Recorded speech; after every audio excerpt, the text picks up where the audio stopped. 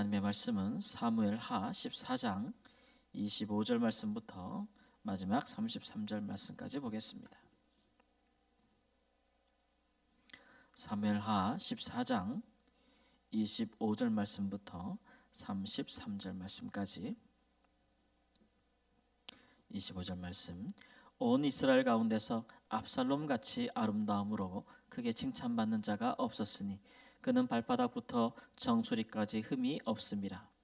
그의 머리털이 무거움으로 연말마다 깎았으며 그의 머리털을 깎을 때에 그것을 달아본즉 그의 머리털이 왕의 저울로 200세겔이었더라. 압살롬이 아들 셋과 딸 하나를 낳았는데 딸의 이름은 다말이라. 그는 얼굴이 아름다운 여자였더라. 압살롬이 이태 동안 예루살렘에 있으되 왕의 얼굴을 보지 못하였으므로 압살롬이 요압을 왕께 보내려 하여 압살롬이 요압에게 사람을 보내 부르되 그에게 오지 아니하고 또다시 그에게 보내되 오지 아니하는지라. 압살롬이 자기의 종들에게 이르되 보라, 요압의 밭이 내 밭 근처에 있고 거기에 보리가 있으니 가서 불을 지르라 하니라. 압살롬의 종들이 그 밭에 불을 질렀더니 요압이 일어나 압살롬의 집으로 가서 그에게 이르되 어찌하여 내 종들이 내 밭에 불을 질렀느냐 하니 압살롬이 요압에게 대답하되 내가 일찍이 사람을 내게 보내 너를 이리로 오라고 청한 것은 내가 너를 왕께 보내 아뢰게 하기를 어찌하여 내가 그 술에서 돌아오게 되었나이까. 이때까지 거기에 있는 것이 내게 나았으리이다 하려 함이로라. 이제는 내가 나로 하여금 왕의 얼굴을 볼 수 있게 하라. 내가 만일 죄가 있으면 왕이 나를 죽이시는 것이 옳으니라 하는지라. 요압이 왕께 나아가서 그에게 아뢰매 왕이 압살롬을 부르니 그가 왕께 나아가 그 앞에서 얼굴을 땅에 대어 그에게 절하매 왕이 압살롬과 입을 맞추니라. 아멘. 우리는 다윗의 생애에 있어서 가장 어두운 부분에 대해서 계속 말씀을 살펴보고 있습니다.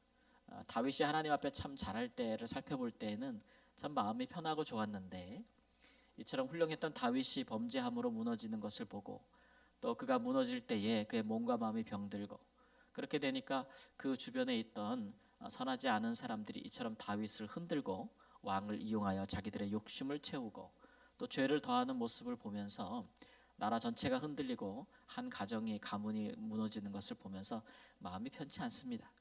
그런데도 성경이 이것을 기록한 것은 우리가 하나님의 사람으로 살 때에 하나님을 알고 또 우리가 선한 일에 대해서 아는 것도 중요하지만 사실 하나님을 아는 만큼 우리가 죄가 어떠한 모양인지 또 죄가 사람 안에서 어떻게 역사하는지 어떠한 모양과 계략으로서 사람을 삼키는지 어떠한 과정을 거칠 때 우리가 무너질 수 있는지 사실 이런 것들에 대한 분별력 있는 지식도 하나님의 사람들에게 꼭 필요하다는 것을 말해주고 있는 것이에요.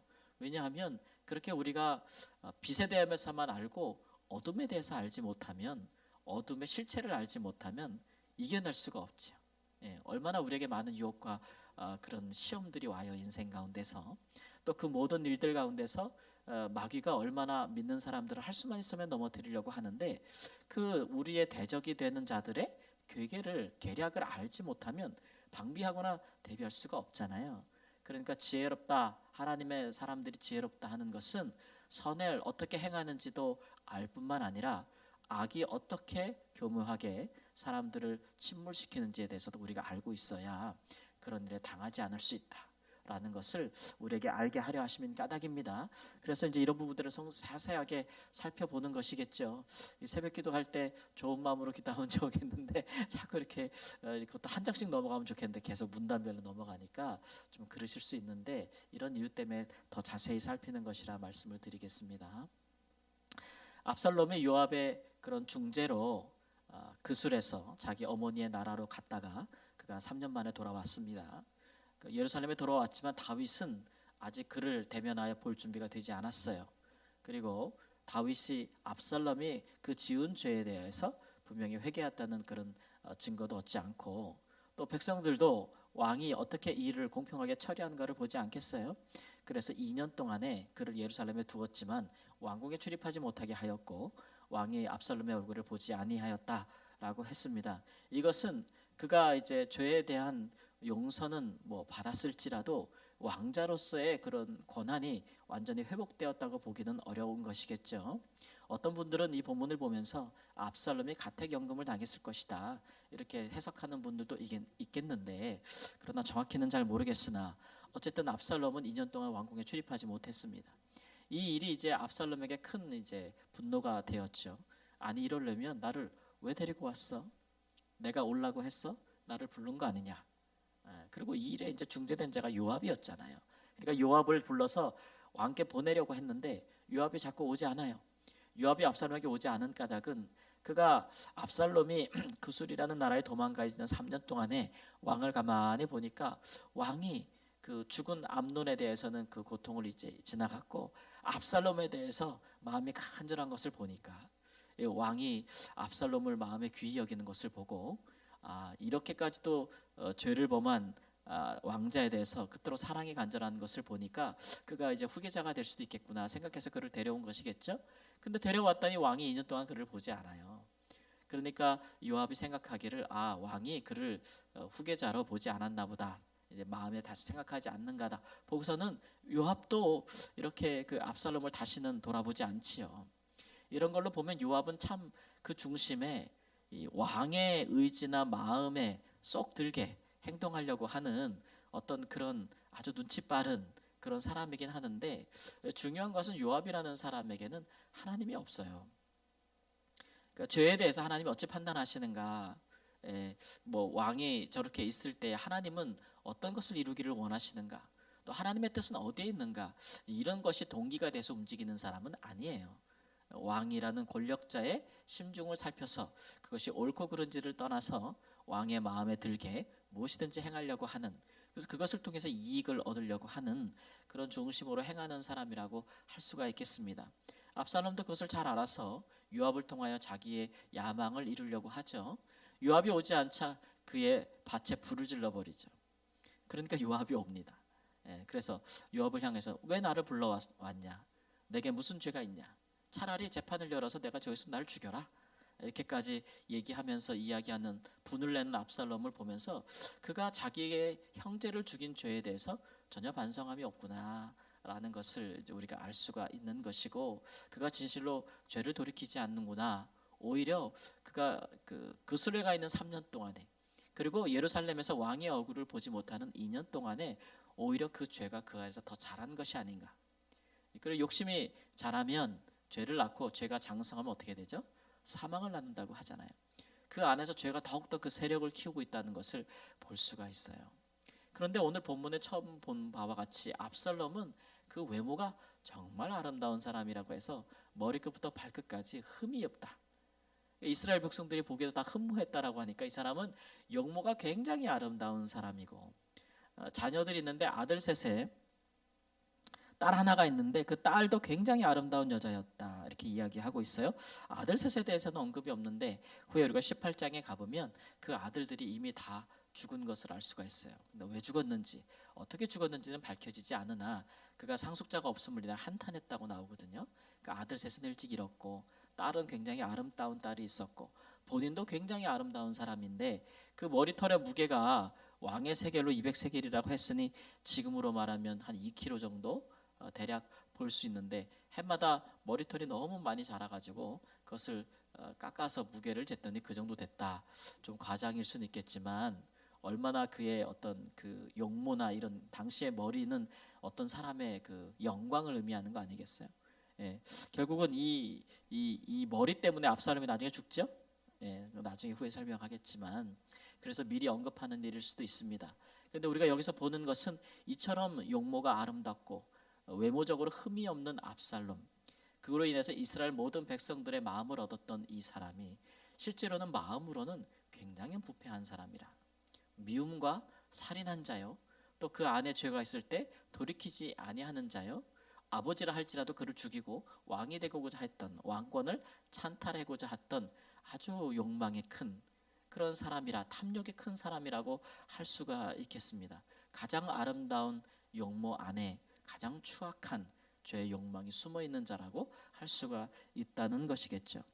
그래서 요압이 그 얘기를 듣고 이제 압살롬을 다시 왕께 데려가서 왕께 또 만나게 해주는 거예요. 다리를 놓으니까 어떤 종류의 말도 없이 왕이 압살롬과 입을 맞추니라. 이런 얘기는 이제 왕자로서의 모든 것들을 다 회복시켜 줬다는 거예요. 그러니까 이후로 이제 압살롬은 자기가 원하는 모든 것을 할 수 있게 된 것이고, 이 일은 공적인 사면이기 때문에 이스라엘 백성들도 생각하기를 이제 압살롬의 죄가 다 사여졌다. 우리 말하면 뭐 그냥 법정에서 이제 무죄 판결 받은 거예요. 쉽게 말하면. 그런데 사람을 죽인 왕의 장남 후계자를 죽인 이 죄가 이렇게 간단하게 처리될 문제인가라는 것을 우리가 좀 다시 한번 생각해 볼 수 있는 것이죠. 왜냐하면 그는 전혀 그 자기에 대해서 죄에 대해서 반성하지 않았기 때문에 그렇습니다. 그것을 우리가 이제 15장부터 보게 되는 것이죠. 그래서 오늘 본문을 통해서 우리는 두 가지를 살펴보아야 하는데, 사람은 자기의 외모와 용모를 가꿀 것이 아니다라는 것이죠. 그런 것이 사람들 보기에 아름답고 정말 뭐라 그럴까요? 보기 좋고 경건해 보이고, 신약성경에서 말씀하시는 것처럼 경건의 모양은 있어 보이지만 경건의 능력이 없는 것은 아무런 유익이 없습니다. 아무리 보기에 아름답고 흠이 없어 보여도 그 안에 죄를 이길 능력이 없다면 그 사람은 지도자로서 합당하지 않습니다. 경건의 능력은 죄를 이기는 능력이에요. 죄가 우리 안에서부터 역사하잖아요. 우리 생각에서, 우리 마음에서부터 역사하는 것이고, 그것을 우리가 허용한다면, 우리 마음과 생각이 죄가 마음껏 뛰어노는 놀이터가 된다면, 비록 그것이 행동으로 옮기지 아니하여도 그것은 시간 문제예요. 시간 문제. 그러니까 경건한 사람들은 언제나 우리 마음과 생각부터 항상 죄가 놀이터 삼지 않도록, 죄가 우리 가운데 머물러 있지 않도록 생각과 마음부터 하나님 앞에 정결하기를 힘쓰는 것이겠죠. 당연히 그러한 것들은 이제 겉으로도 나타나게 될 것입니다. 그 사람의 인격과 그 사람의 말과 행동으로도 나타나게 될 것인데, 다만 우리의 겉모습을 화려하고 아름답게 가꾸는 것만으로도 우리가 경건의 능력을 가졌다고 할 수가 없을 것이다. 이런 일들에 대해서 우리 믿는 사람들이 신중하게 생각할 필요가 있습니다. 죄를 이기는 것이 경건의 능력이다라는 것이겠고요. 두 번째는 죄는 방치하면, 죄는 방치하게 두면 그것이 그냥 그 자리에 가만 머물러 있는 게 아니에요. 죄는 살아있는 생물과도 같아서 그냥 방치해 두면은 죄는 자랍니다. 잘해요. 마치 가끔 TV에서 우리 동물의 왕국에서 이렇게 사자들이, 이렇게 맹수들이 엎드려서 그 사냥하는 모습들을 볼 수가 있는데, 죄의 이러한 특성을 성경에서 이제 창세기 2장에서도 3장에서도 가리키고 있잖아요. 가인에 대해서 죄가 엎드린다. 맹수처럼 엎드려서 그 문 앞에 출입할 때, 사람을 출입할 때 삼키려고 엎드린다라고 했어요. 죄는 그러한 성질이 있어요. 죄는 잘 기다리죠. 예. 그래서 가장 사람을 약점 삼아서 그 사람의 가장 약할 때를 기다립니다. 그리고 그때 아주 맹렬하게 덮쳐서 그것을 사로잡고 그 숨통을 끊어놓죠. 그렇게 죄는 우리가 죄들을 방치하게 될 때 우리 안에서 자라서 우리를 삼키게 되는 것이고, 그 삼키게 된 후에는 그 죄의 세력은 아주 거세집니다.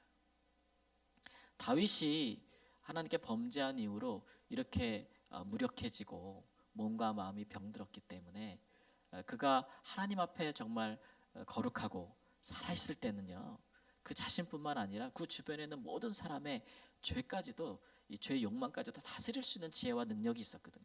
리더가 그런 힘이 있는 거잖아요, 그렇죠? 경건의 능력이 있는 리더는 자기뿐만 아니라 다른 사람들도 죄에서 구해낼 수가 있어요. 하나님이 주신 능력들인데, 다윗이 그것을 잃어버리고 나니까 이용당하는 모습을 자꾸 보자게 되잖아요, 그렇죠? 그리고 여기서도 보면 압살롬을 2년 동안 보지 않았을 뿐 어떤 식으로도 그를 징계하거나 그를 죄에서 돌이키기 위한 아버지의 적극적인 행보가 보이지 않아요. 그냥 방치해 둘 뿐이에요. 방치해 두니까 이것은 포기하는 상태라고 볼 수가 있는 거죠. 그렇게 되니까 압살롬과 그 안에 있는 죄는 더 자라서 결국 나라 전체를 삼킬 만큼 그 야망과 욕망과 탐욕이 커지는 것을 볼 수가 있습니다. 이런 결과를 가져왔으니 도대체 그가 2년 동안 그렇게 왕의 얼굴을 보지 못한 것이 그에게 무슨 유익이 되겠습니까? 아무 유익이 되지 못했다는 거예요. 이런 처분은 아무 유익이 되지 못했다는 거예요. 그러므로 다윗이 죄를 방치한 것은 그에게 왕으로서의 큰 흠이 있습니다. 사람이 뭐 약하고 힘드니까, 뭐 그런 완전할 수는 없겠죠. 그러나 그런 때를 결코 죄는 놓치지 않는다라는 것들을 우리에게 이제 보여주는 것이죠. 그러므로 우리는 말씀을 통해서 죄는 방치하면 안 된다. 그 죄를 이기는 것이 경건의 능력이다라는 것을 생각하시고, 우리 가운데 좀 그런 지도자들이 있어야겠죠. 우리 자신뿐만 아니라 우리 나라에도 좀 죄를 좀 짓지 않는, 그리고 좀 탐욕을 이겨낼 수 있는 그런 능력이 있는 그런 지도자들이 우리 민족 가운데, 나라에 또 사회 곳곳에 있어야 이 사회가 죄로 만연해지지 않지 않겠어요? 교회가 또 세상의 빛이니 교회가 그러하고, 우리 성도님들이 살아가고 있는 삶의 곳곳, 직업의 여러 현장 속에서도 다 사람들이 죄와 짝하고 그렇게 사는 것이 편하다 할지라도 믿는 사람들은 부연히 죄와 싸우는 모습들을 보여줄 때에 비로소 세상에 소망이 있는 것 아니겠습니까? 우리가 그런 일들을 위해서 좀 기도하는 이 새벽이 되기를 원합니다. 우리에게 있는 인생의 여러 문제들과 그런 것들을 놓고 기도하지만, 뿐만 아니라 우리가 지난 주일에 말씀을 들은 것처럼 지금은 재난의 시대고 하나님께서 공동체적인 회개를 우리에게 촉구하시는 때이고 공동체적인 사랑의 실존을 촉구하시는 때이니까 우리가 그것도 넓게 품고 개인을 넘어서서 가정과 사회와 민족과 열방을 향해서 교회를 위해서 좀 기도하고 하나님 앞에 간구하는 이 복된 새벽 시간이 되시기를 우리 주 예수님의 이름으로 축원합니다. 아멘. 기도하겠습니다. 하나님, 이 시대의 많은 사람들이, 이 세대의 많은 사람들이 그 겉모양을 가꾸며 사람들의 눈에 보기에 좋게 안목의 정욕을 만족시키는 삶을 살려 하나, 실상은 하나님 그 마음에 하나님 어떤 종류의 또 탐욕과 또 탐심과 죄를 이길 수 있는 능력이 부족한 시대에 우리가 살고 있습니다. 아버지여, 하나님의 말씀을, 진리의 말씀을 받아 우리 안에서 성령의 능력으로 죄를 멸하는 하나님 큰 능력이 있는, 경건의 능력이 있는 하나님의 사람들이 이 세대에 많이 일어날 수 있도록 주여 역사하시고 인도하여 주시옵소서. 지혜롭고 분별력 있고 깨어있고 하나님 능력 있는 하나님의 사람들이 곳곳에 세워져서 우리 가운데 세력을 뻗치고 뿌리를 뻗고 만연해지려고 하는 모든 죄에 대해서 하나님 아버지 금할 수 있는 하나님 강인한 또 엄한 하나님 그런 다스림이 있는 하나님 그런 세대가 될 수 있도록 주여 우리 가운데 긍휼과 자비를 베풀어 주시기를 원하나이다. 하나님의 교회에는, 믿는 자들의 가정에는 죄가 역사하지 못하는 하나님 거룩함과 사랑의 능력으로 충만한 하는 우리의 공동체가 될 수 있도록 주여 인도하여 주시옵소서. 어떤 모양으로든 죄가 우리 가운데 있으면 그 가능성이라도 하나님 우리 가운데 허락지 아니하고 하나님 그 죄의 뿌리를 잘라 버릴 수 있는 하나님 단호함이 있는 하나님의 사람들이 될 수 있도록 저희를 인도하여 주옵소서. 방치함이 없는 하나님 그런 결단력이 있는 사람들이 되기를 주 앞에 소망합니다. 이 새벽에도 하나님 우리가 주 앞에 간구하는 모든 것에 대해서 우리 하나님 성령으로 인도하시고 성령 안에서 기도하게 하시고 하나하나 이루어지는 놀라운 역사를 저희가 경험하며 하나님께 영광을 돌리게 하여 주시옵소서. 성령 안에서 마음의 소원이 생겨서 하나님 아버지 품고 기도하는, 작정하여 기도하는 모든 기도 제목 가운데 주님 응답하시옵소서. 주여 응답하여 주시옵소서. 하나님이여 영광을 받아 주시옵소서. 주께서 정하신 때에 반드시 응답하사 우리로 하여금 가장 적절한 때에 주께서 역사하시다 고백하며 주님을 자랑하는 복된 삶을 살게 하여 주시옵소서. 존귀하신 우리 주 예수님의 이름으로 기도합니다. 아멘.